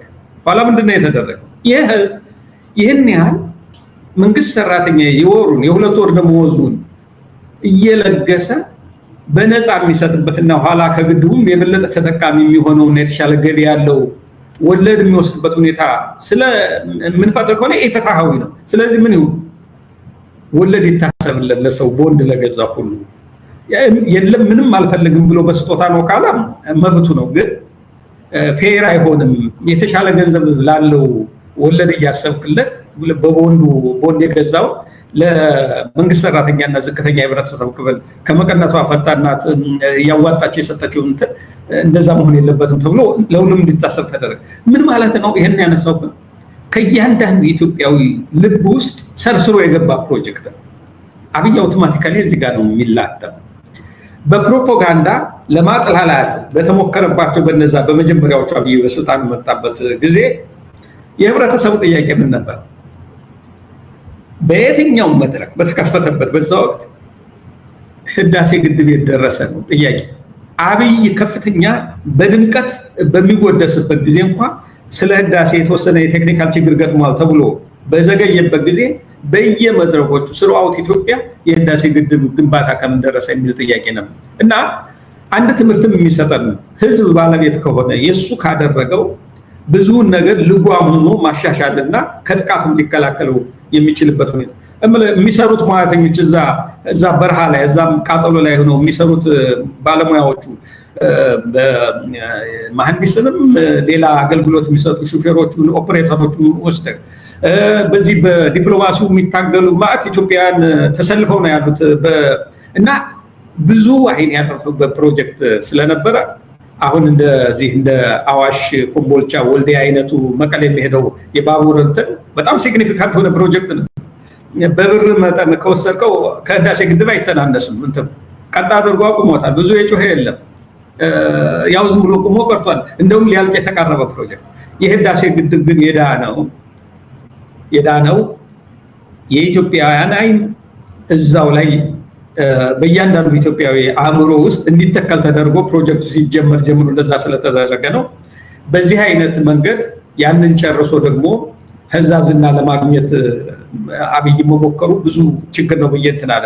ያሳፈረኝ ነገር ምንድነው? እኔ ያሳፈረኝ እንትኑ እምልህ አሁን ያቺ ቃለ ምልልስ ለኔ በደንብ ሪከርድ ተደርጎ እንትን ብሎ የኢትዮጵያ የትምህርት ተቋማት ወደፊት ክህደትን እንደዚህ አይደረግም ብለህ ለማስተማር ጥሩ ሞዴል የሚሆን ይመስለኛል። እነሱ አሁን ሊገለብጡት የሞከሩትን እንትን ለወደፊት ለጄኔሬሽን ማስተማሪያ ነውራችንን የምናስተምርበት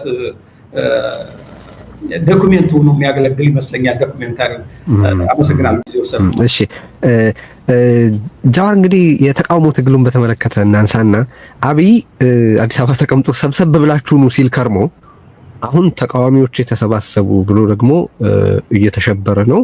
የተቃውሞ ጎራ መሰባሰብ በሚፈልገው ደረጃ ባይደርስም ግን አገዛዙ በሁሉም መንገድ እየጮኸ ነውና መሬት ላይ ተፈላጊው ጥምረትና መናበብ ተፈጥሯል ሊባል በማይችልበት በዚህ ወቅት አገዛዙ በዚህ ልክ የተረበሸበትን ስራ ምክንያት ባጭሩ ብታነሳለኝ። አንድ ሁለተኛ አሚን እንትን ኦብጀክቲቭ ሁኔታዎቹ በኢትዮጵያ ውስጥ አገዛዙን ለመቀየር ኦብጀክቲቭ ሁኔታዎች በእርግጥ ተሟልተዋል ወይ?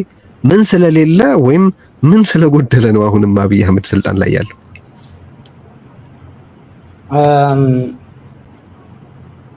መቀራረባችንና መወያየታችን ለምንረበሸው አንደኛ እርግጠኛ ነበረ። በቃ ሁሌ የሚኩራራበት ነገር የማፍረስ ችሎታዬ ሁሉ ነገር ማፍረስ ይችላል ብሏል። ብዙ ነገር አፍርሷል። የፈረሰ ግን ተመልሶ እንደሚገነባ አላወቀም እና ሰዎች ወደንቱስ መጋዝ አልፈልግም እንጂ ብሔርና ብሔሮችን ብቻ ግለሰቦችን በሙሉ ማቆራረጥ የቻለ ሰው ስለሆነ ሰዎች ተመልሰው ይሰባሰባሉ፣ ይወያያሉ፣ ይስማማሉ አልገመተም። ምክንያቱም እሱ ስልጣን ላይ የሚቆየው እሱ በጥፋቱ መቀጠል የሚችለው በሀገርን በማዳን ህዝብን በማዳን የሱን ጥፋት ለመቋቋም የተለያዩ ኃይሎች መሰባሰብና መወያየት ሲችሉ ያ ይቻላል ብሎ አላሰበም። ዱብዳ ሆነበት ከተለያየ ብሔር ከተለያየ ፖለቲካ አመለካከት የተለያየ የኋላ ታሪክ ያላቸው ሰዎች ሲሰባሰቡ that the beginning of an end የአብይ መጨረሻ መጀመሪያው ያ ነው። ለዛ ነው በጣም ተርበትብቶ ያን ሁሉ ወከባ ሲያደርግ የነበረው። ስራው ይቀጥላል፣ ወደፊትም ይቀጥላል። ይሄን የምናደርገው አብይን ለመጣል ብቻ አይደለም። ኮርስ የመጀመሪያ አላማችን ሀገራችንን ህዝባችንን ከአብይ ማትረፍ ነው። እኔ የዚህ ትውልድ ትልቁ ኃላፊነት የሚመስለኝ ከፍተኛ የሆነ ሀገራዊ አደጋ ነው የተደቀነበት በዚህ ሰው። እሱን ማድረግ የሚቻል ይመስልሃል ጃዋር? አብይ ሀገሪቱን ከአብይ መንጋጋ ማለቀቅ ማትረፍ ይቻላል? ይቻላል። አሁን ተስፋ አለኝ። ከስድስት የዛሬ 3 ወር ነው ሶማች አሁን ባትሪ እየሞላ የተሻለ ይቻላል። ምክንያቱም ባለፉት ወራቶች ባደረኳቸው ውይይቶች በተናጠልም በቡድንም ከኢትዮጵያ የፖለቲካ ሊቃኖች ጋር ባደረኳቸው ውይይቶች በነበረ አጋጣሚ አንድ የተገነዘብኩት ነገር አለ። የኛ የፖለቲካ አመራር ባለፉት 7 ዓመት ቀውሶች አስበነው ገምተነው ማናቀው ስለሆነ ከፍተኛ የሆነ የስነ ልቦና ስብራት በሁሉም ውስጥ ከቷል። ሁሉም ምን አይነት አደጋ እንደመጣብን ተገንዝቧል። ይሄ የኛ የፖለቲካ አመራር ፖለቲካችን እንዲሰክን አድርጓል። ሰዎች ዝም ብለው አሁን እንትን እንዳትወስዱ ቴዲ፣ ይሄ ጸረ አብይ ስብስብ እንደዛ አይደለም። ይሄ ሀገርና ህዝብን የማዳን ከልብ ታምኖበት ነው ሰዎች እየተወያዩ ያሉት። በተለያዩ ስብስቦች በተለያዩ ውይይቶች ውስጥ በሚዲያ የሚቀርቡ ብቻ ሳይሆን በግልም በተለያየ ስታየው ከተለያየ ጽንፍ ላይ ናቸው የምትላቸው ሰዎች ሳክነው ነው ያገኘዋቸው። አሁን ሰሜን አሜሪካም ሲሄድ በአውሮፓም ሀገር ቤት ካሉ ጋር ሲወያይ ጫካ ነፍጥ ይዘው ያሉ ኮማንደሮችን ሳወያያቸው በኢትዮጵያ አይቼም ማላቀው የፖለቲካ ስክነት እና ብስለት ነው እየታየኛለው። ይሄ ተስፋ ይሰጠኛል። የዛሬ 6 ወር በተጠየቀ ኖሮ የዛን ያህል ተስፋ አልነበረኝም። አሁን ተስፋዬ ከፍ ያለ ነው።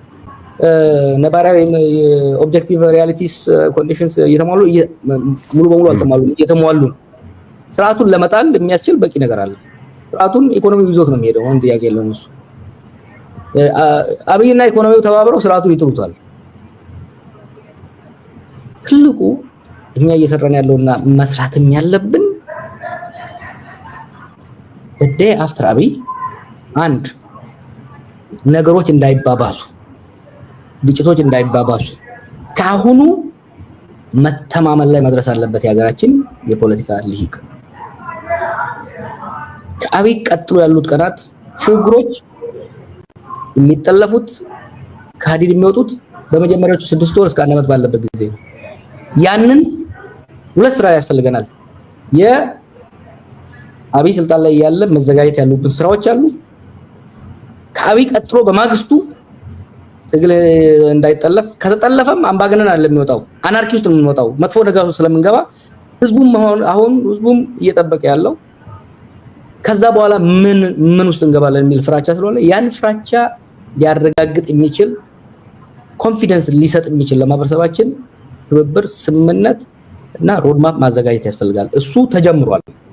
መብሰል አለበት፣ መስፋት አለበት፣ መብሰል አለበት፣ መስፋት አለበት፣ በፍጥነት መሰራት አለበት።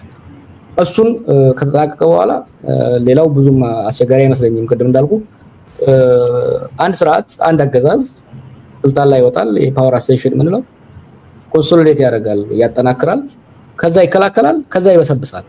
ኖርማሊ በሌላ ሀገሮች ውስጥ ቢያንስ ከ10 እስከ 15 ዓመት ይፈጃል ይሄንን ለመድረስ። አብይ በፍጥነት ስለሰራው ፓወር አሴንደንስ ቱ ዲኬይ ውስጥ የገባው በ7 ዓመት ውስጥ ነው። የስርዓት መበስበስ ፈጥሯል። ኢህአዴጎች እኮ ይሄን ተገንዝበው ነበር።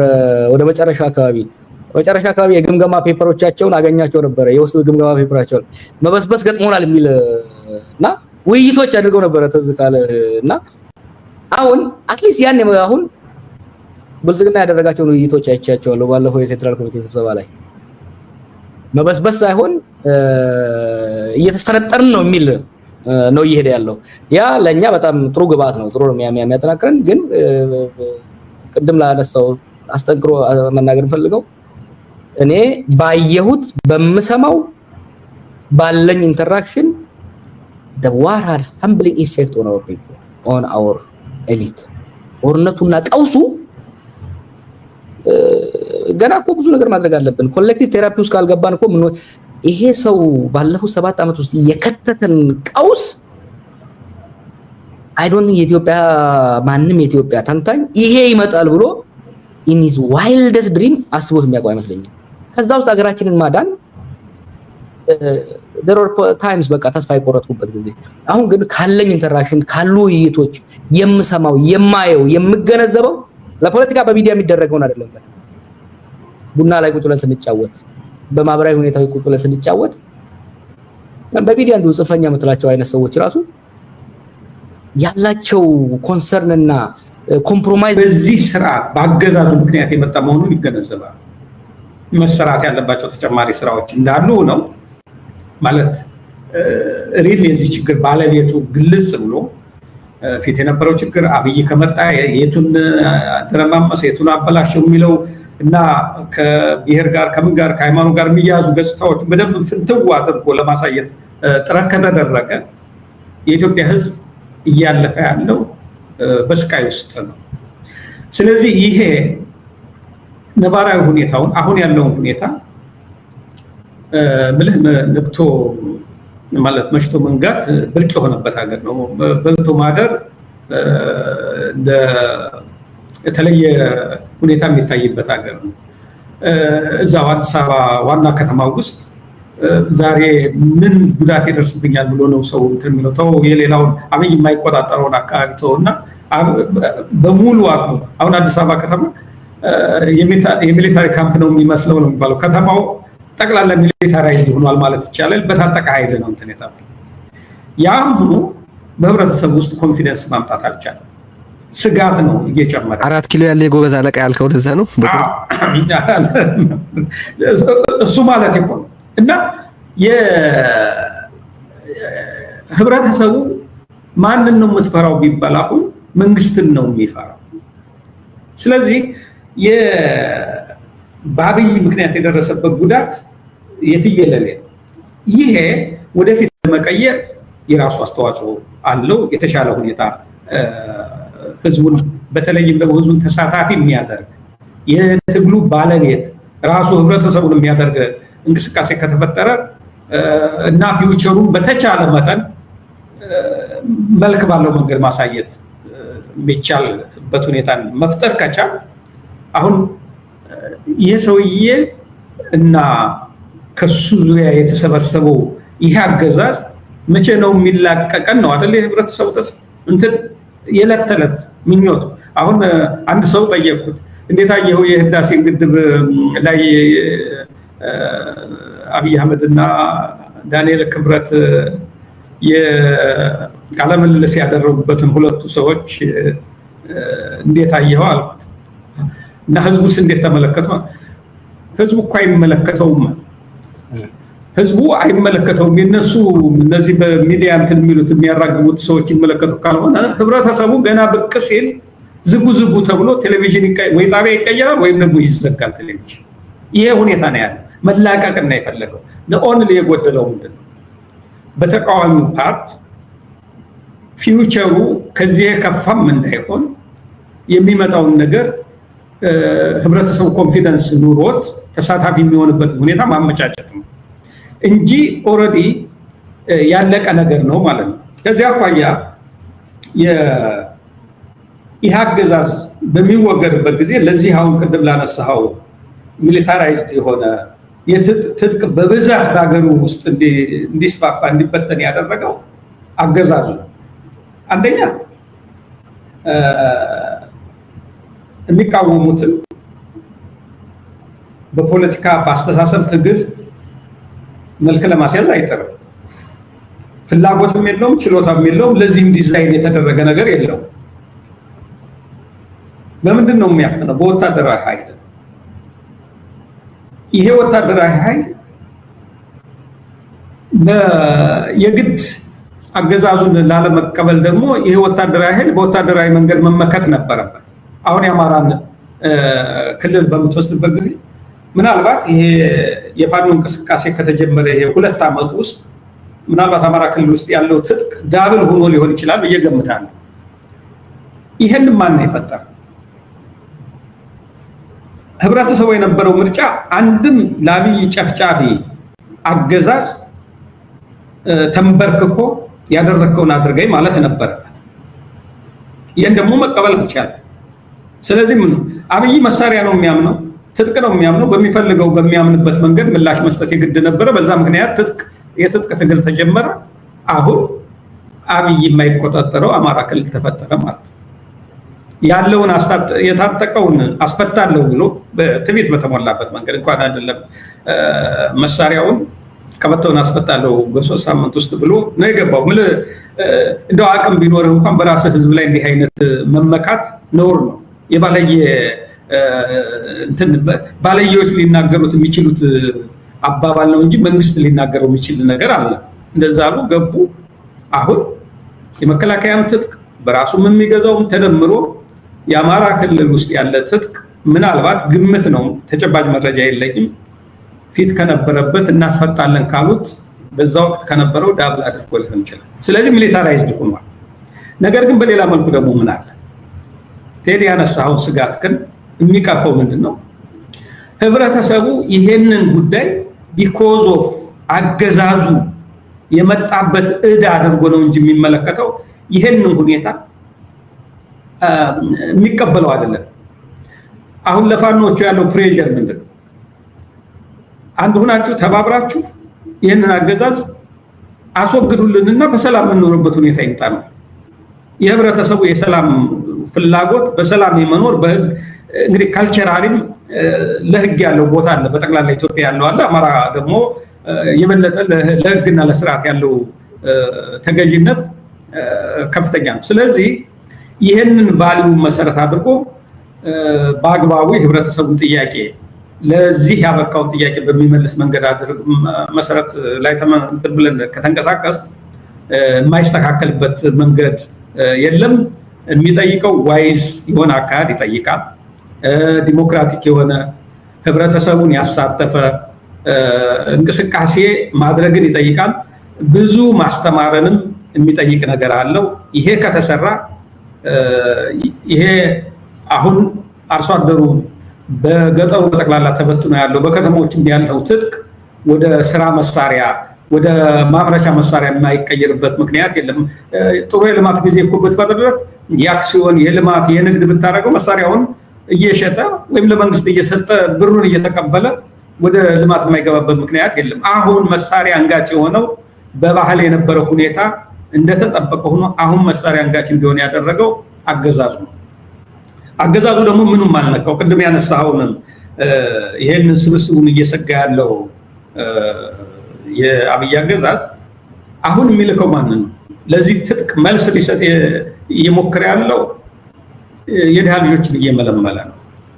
ለአብይ ሩቅ ናቸው እነዚህ።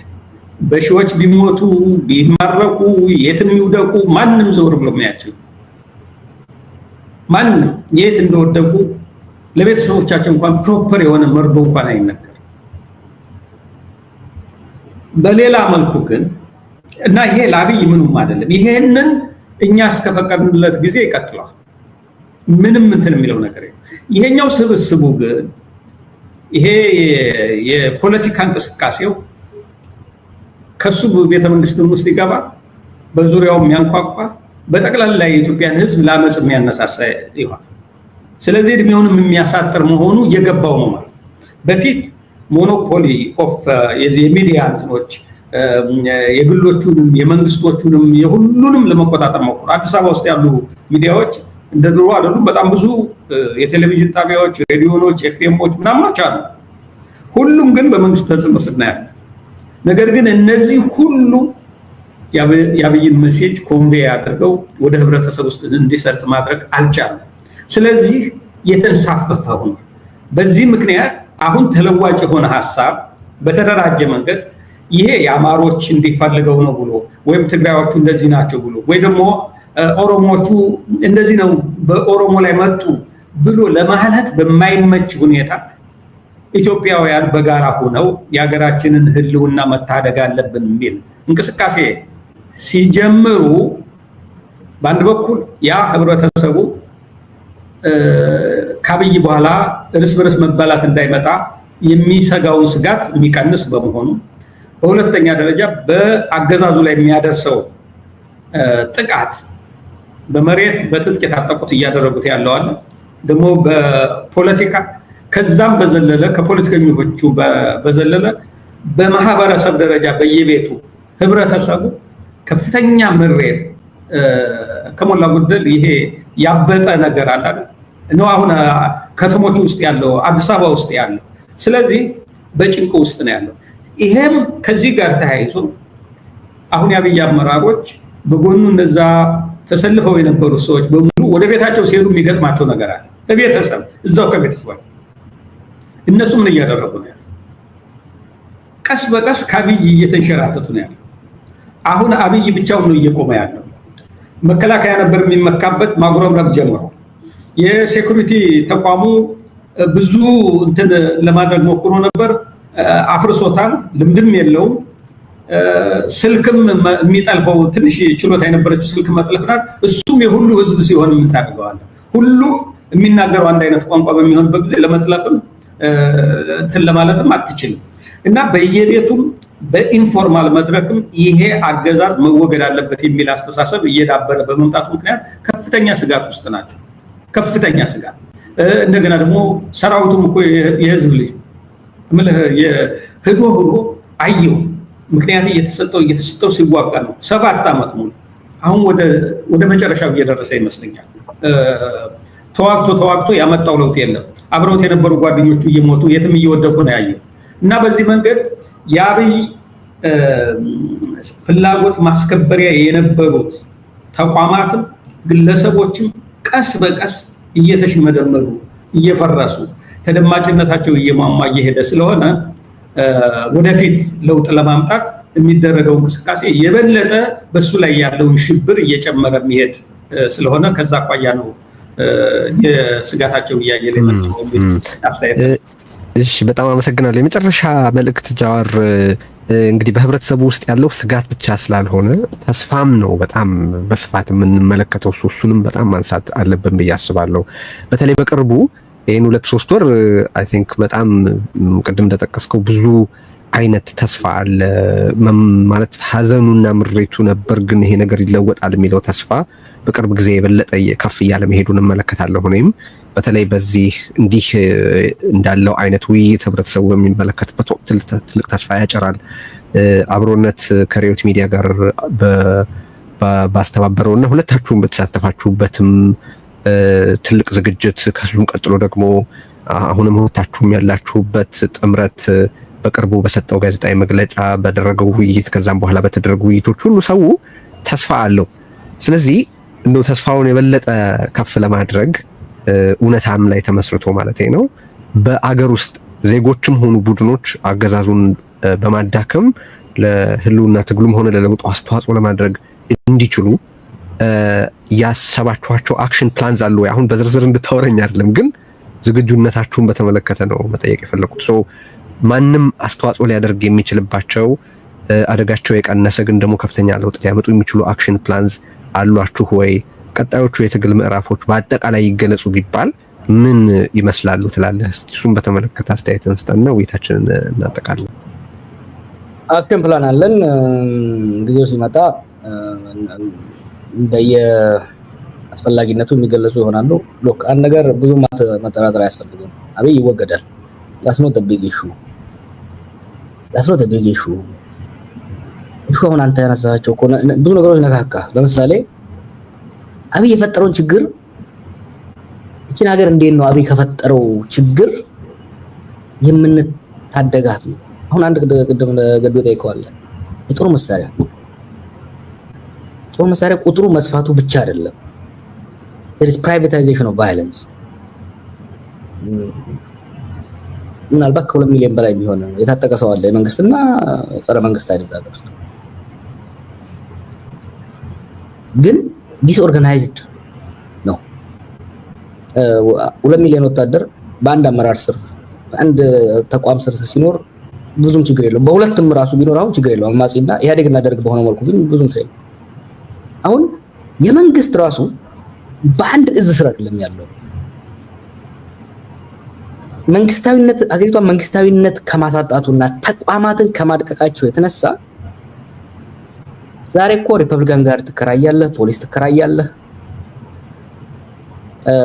የራስ እስር ቤት ይኖራል ሰው አፍነህ ማስመጣት ትችላለህ ለግል አገልግሎት ነው ሪፐብሊካን ጋር ለግል አገልግሎት ሴኩሪቲ ድሮ የመንግስት አገልግሎት ነው ሰው የሚያስረው ሰው የሚገለው መንግስት ነው ወይ አማጺ ነው ሁለት አሁን እኮ ፕራይቬታይዝድ ሆነ ሶ ትልቁ ስራችን ፊዚካል የአካላዊ ጠመንጃን አካላዊ መሳሪያ ማስፈታት አይደለም የኛ ሰው አይምሮ ሚሊታራይዝድ ሆኗል so we have to demilitarize the mind የኛን ህዝብ አይምሮውን ትጥቅ ማስፈታት አለብን ይሄን ለማድረግ ለምንድን ነው የኛ ህዝብ አይምሮ የታጠቀው መሳሪያ የነበረው ኢንሴኩሪቲ ነው ደህንነት አጣ የደህንነት ዋስትና አጣ ኢህአዴግም ደርግም ንጉሱም አፋይ ነበሩ ጨቋይ ነበሩ ሰው ግን መንግስት ምን በታጠፋ መንግስት እንደሚያስር ምን እንደሚገልጥ ታቅ ነበር there was a clear demarcation red ላይኖች ነበሩ አሁን መንግስት የዱርዬዎች መጫወቻ ስለሆነ ለምንዳው ያስከው ስልክ ወይ ደግሞ ምትነዳው መኪና ከወደደ አንድ ፖሊስ አንድ ሚሊሻ ብድግ አድርጎ አስሮህ ይሄን ካልከፈልክ በላይ አትወጣም ይላል ሶ ሰው መሳሪያ ያዘው ትልቁን የፋኖና የኦላን በከፍተኛ ደረጃ ያለውን የተደራጁትን ድርጅቶች ታዋቸውና ኢቭን በየቤቱ ሰው መሳሪያ ገዝቶ ያዘው ለምንድነው ኢንሴኩሪቲ የደህንነት እጦት በማንኛውም ጊዜ ልታፈን ይችላል ልገደል ይችላል ልዘረፍ ይችላል የሚለው ፍራቻ ያን ማርገብ ማስፈልግ አንደኛ በሁለተኛ ደግሞ በፖለቲካ ሞቲቬትድ ሆነው በትጥቅ አመጽ ላይ የገቡት የመሳሪያ ፍቅር እኮ የላቸውም እነዚህ ሰዎች እኮ ከማርስ አልመጡም ከአፍጋኒስታን አልመጡም እናቃቸዋለን ድሮ አንዳንዶቹ ድሮ በኢህአዴግ ጊዜ ትጥቅ ይዘው ጫካ የነበሩ ኤርትራ የነበሩ ናቸው ለውጥ መጣ ስንላቸው ሲባሉ አስቀምጠው የገቡ እኮ ናቸው ተመልሰው መሳሪያ ያነሱት የፖለቲካ ሊቁና የፖለቲካ አመራሩ ኃላፊነት እነዚህን ሰዎች ገፍቶ ቦታ አጥቦባቸው ቀጥቅጧቸው እኔ እኮ ወይላ የገቡ ልጆች እስር ቤት መጣው በኢህአዴግ ጊዜ ሲታሰሩ የነበሩ እኛ ስንታሰር ቀጥቅጧቸው እኔ ከዛሬ ጀምሮ ወንድ ልጅ አንተ በሰላማዊ ትግል እንደምታምናቃለሁ እኔ ግን ከእንግዲህ ጀምሮ ወንድ ልጅ እጄን እንደበግ ይዞ አስሮ አይቀጠቅጠኝም ብሎ ገብቶ የወይላ ኮማንደር ነው አልዶ ሲሚላር ስቶሪ በትግራይ በእንትንም ያለው so we must work towards demilitarizing the mind አሁን የዲስከስ እያደረግን ያለነው እንደዚህ አይነት ጥልቅ ጉዳዮችን ነው እንዴት ነው ይሄ ዝም ብሎ ትጥቅ ፍታ ብትለው እዛው ሊገባልህ አይችልም ትጥቅ ያስነሳውን ችግር ምንድነው ከዛስ እንዴት እንፈታዋለን መቼ እንፈታዋለን ስቴፕ በስቴፕ አብይ በወደቀ በማግስቱ ላይሆን ይችላል ፕሮሰሱን ተጀምሯል ካሁኑ ጀምረህ እየተዋየህ በሂደት በሽግግር ወቅቱ እኔ እርግጠኛ ነኝ አንድ ነገር እቺ ልበልና ጀርሰለት ይል ቅድም ይያለው ዋር ሐሳድ ሀብሊንግ ኢፌክት ህዝባችን ላይ በተለይ ደግሞ የዘንድሮ ጦርነቶች ድሮ እንደሚደረገው በሐረርጌ በረሃ በወገዴን በረሃ በትግራይ በረሃ ኤርትራ በረሃ አይደለም ጦርነት አይቶ በማያውቀው ሴትል የሆነው ገበሬ ወለጋ ላይ ሸዋ ላይ አርሲ ላይ ጎጃም ላይ ጎንደር ላይ ወሎ ላይ ነው የተካሄደ ያለው ፕላቶ ላይ ነው ስለዚህ ቅድም ገዱ እንዳለው በእያንዳንዱ ሚኒስትር ቤት አንኳኩቷል ሞትና መፈናቀል ይሄ ሰዎች ህዝባችን ከተመለከትክ ጦረኝነት ስሜቱ ቀንሷል ሰዋችን በህዝባችን መካከል የጦርነት አደጋ ከመቼውም በላይ ህዝባችን ተገንዝቧል ኢቭን ትጥቅ ይዞ ጫካ ያለው እንደ ድሮ ብቻዬን አሸንፌ መፍትያ አመጣለሁ እያለ አይደለም ለዛ ነው እየተወያየን ያለ ነው ለዛ ነው ጫካው ቁጥሮ ደውሎ ስብሰባ የሚሳተፈው እያንዳንዱ ኮማንደሮቹ ስለዚህ ተስፋ አለኝ ቅድም ካልኩት አንፃር ትልቁ ነገር ይሄንን የህዝብ ፍላጎት ይሄንን ህዝብ ውስጥ ጠልቆ የገባውን ስሜት ሃርነስ አድርጎ ፕሮፐር የሽግግር ፕላን አዘጋጅቶ በሁሉም አስተዋጽኦ የሚያደርግበት የሽግግር ፕላን አዘጋጅቶ እርስ በርስ ተማምኖ ለህዝባችን ደግሞ ማስተማመኛ አሹራንስ ሊሆን በሚችሉ መልኩ ኮሙኒኬት አድርጎ ወደ ሽግግሩ መሄድ ነው። የድህረ አብይን የማምጣት አብይን የማስወገድ እሱ ኮምፕሊኬትድ አይደለም። አብዛኛውን እሱ ራሱ ይሰራዋል። አጠገቡ ያሉትም ከበው ያሉትም ፈርተው ልክ አንተ መታረሰው ጥያቄ ሳልተመለሰላቸው ብቻ እዛ ይቆዩ ሰዎች አሉ። ይሄ የፖለቲካ ስራው ሲያልቅ ወዲያው የሚያልቅለት ጉዳይ ነው።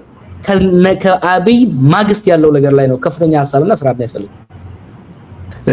ገዱ ለተቃዋሚዎቹ ምን ትላለህ? ይሄንን አጋጣሚ ተጠቅመ መልእክት ብታሻግርና let me give you the last word። ተቃዋሚዎቹ ምንድነው እምልህ አሁን አገር እንደዚህ ባለ በጣም አስቸጋሪ ሁኔታ ባለችበት ጊዜ የተለያየ የፖለቲካ አስተሳሰብ ያለው ሰው ይችላል። በግለሰብ ደረጃ የማይግባቡ ሊኖር ይችላል፣ በቡድን አለመግባባት ሊኖር ይችላል፣ በፖለቲካ አቋም በርዕዮተ ዓለም አለመግባባት ሊኖር ይችላል። ነገር ግን እነዚህ ሁሉ የሚቀራረቡትም ወይም ደግሞ በምርጫ ልዩነታቸውን መሰረት አድርገው ምርጫ ህግ የሚፈቱት አገር ሲኖር፣ ስለዚህ መጀመሪያው ጉዳይ ተቃዋሚ የሆኑት ሁሉ መጀመሪያ ራሳቸው ተቃዋሚዎቹ ዊዝን እንደ ድርጅትም ካሉ እንደ ድርጅት ራሳቸው ውስጥ ከራሳቸው ጋር መታረቅ አለባቸው የሚል እምነት አለኝ። ከራሳቸው ጋር አሁን ኢትዮጵያ ውስጥ ጠብ ያለው አንዱ ካንዱ ጋር ብቻ አይደለም፣ ዊዝን ነው። ከሌሎች ከተቃዋሚዎቹ ጋር የመቀራረብ ሁኔታ በሀገር ጉዳይ ላይ የግድ ጀዋርና እኔ አንድ ላይ እዚህ አሁን ስንነጋገር ይሄ አገዛዝ የሀገር ጠንቅ ነው፣ የህዝብ ጠንቅ ነው፣ መወገድ አለበት ብለን አቋም ስንወስድ በሁሉ ነገር ተስማምተናል ማለት ላይሆን ይችላል። ተፈጥሯዊ ነው፣ የምንለያይባቸው ነገሮችም ይኖራሉ። ነገር ግን የመጀመሪያው ቅድመ ሁኔታ አገራችንን እናድን። ከዚያ አኳያ ተቃዋሚዎቹ በዚህ ላይ መተባበር አለባቸው የሚል እምነት አለኝ። ሁለተኛ ተቃዋሚዎቹ ኮንስቲትዩዌንሲያቸው የሚመሩት ህዝብ አለ፣ የሚደግፋቸው ህዝብ አለ፣ በትክክለኛው መንገድ ማዘጋጀት አለባቸው የሚል እምነት አለ። ወደ አብይ መጨረሻ ላስት እንትኑ የሚሆነው ምንድነው የሚሞክረው አንዱን ህዝብ በሌላው ላይ ማነሳሳት ነው። አሁን አማራ ክልል ውስጥ ሰክሰስፉሊ የአማራ ክልል የጸጥታ መዋቅርን ከፋኖ ጋር እያዋጋ ነው። አሁን ይሄ መቀየር አለበት የሚል እምነት አለ። ኢሊቱም ተቃዋሚ ፖለቲካ ኃይሎችም ሁሉ የፋኖ አመራሮችም እና በክልል ውስጥ በየደረጃ ያሉ አመራሮች ስቃይ ውስጥ ናቸው። ራሳቸው መቀራረብ አለባቸው ማለት ነው። የጎንዮሽ መነጋገር አለባቸው።